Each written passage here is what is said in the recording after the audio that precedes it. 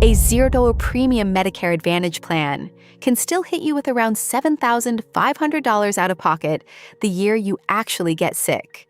Retirees are making 6 specific mistakes with these plans, and most don't realize it until the bills land.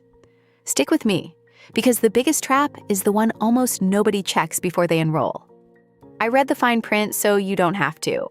That $5,521 is the average in-network maximum out-of-pocket you can be charged before your plan covers everything at 100%, according to KFF's 2026 analysis.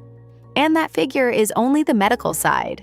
Your drugs sit under a completely separate ceiling, which is where this gets ugly. The first mistake is reading zero-out premium as zero-low healthcare.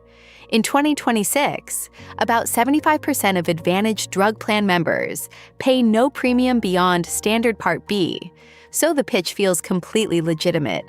The trouble is that zero premium only means you owe the insurer nothing extra monthly. It says nothing about what you pay when you use the plan. Here's what that costs you. Every Advantage plan has an annual maximum out-of-pocket, and KFF's 2026 data puts the average in-network limit at $5,220, with a federal ceiling as high as $9,250.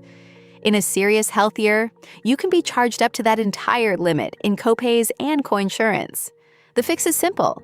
Open your plan's summary of benefits and read the maximum out-of-pocket line before you ever call it free. The second mistake is assuming that once you hit your plan's out-of-pocket max, everything else is fully covered. That feels logical. You paid your ceiling, so you're done. But your medications sit under a completely separate cap, and hitting one does nothing to close the other. Here's the real number.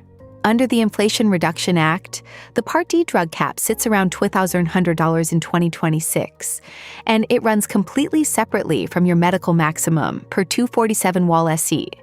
Add that to the average $5,421 medical limit, and a person with cancer needing both treatment and expensive drugs can face roughly $7,500 in a single year. The fix is to add both caps together, so you know your actual worst-case exposure, not just half of it. The third mistake is never checking where your plan's out-of-pocket max lands against the legal ceiling. 2 $0 premium plans can look identical in a commercial, while one caps you thousands of dollars higher than the other. Most people never open the fine print to see which one they actually picked.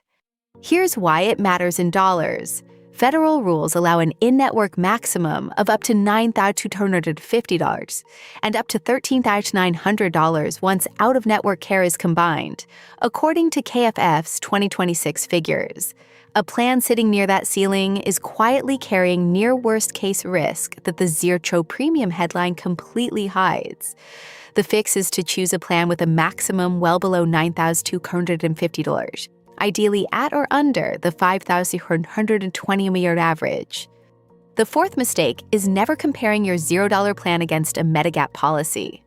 Month to month, Advantage always looks cheaper, so most people never bother running the alternative. But the real comparison isn't the healthy years. It's what each option costs the year everything goes wrong. Here's the trade-off in numbers. Medigap Plan G caps your annual medical cost at roughly its $280 Part B deductible, according to 257 Wall ST, compared with up to $9,250 worst case on Advantage. Yes, Medigap premiums are higher, around $217 a month on average per KFF data cited by Consumer Reports.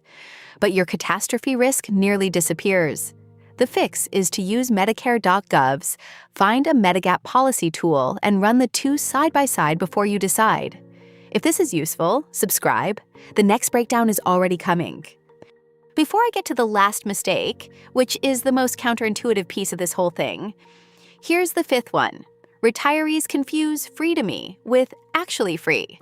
Behind the scenes, the government pays your insurer hundreds to over $1,000 every month, and none of that money shrinks the bill you face when you're sick. Here's the number that reframes everything. A USC Schaefer study finds Medicare Advantage costs taxpayers about 22% more per enrollee than traditional Medicare. And for every extra dollar paid in, only 50 to 60 cents comes back to you as savings or benefits. So the money is absolutely flowing. It just isn't lowering your 5,421 plus risk. The fix is to judge the plan on your own out-of-pocket exposure, never on the zero label that funding pays for. And the mistake you're probably making right now is judging this plan by an average year instead of your worst one. For a retiree living on about $25,200 a year, a $7,500 out-of-pocket shock swallows nearly 30% of their entire annual income, based on the KFF and 247 Wallace AT figures. That single misunderstanding about the caps is the difference between a manageable budget and one bad year that blows it apart.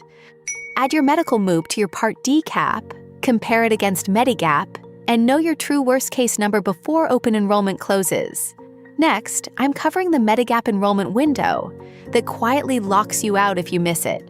Subscribe so you don't miss that one.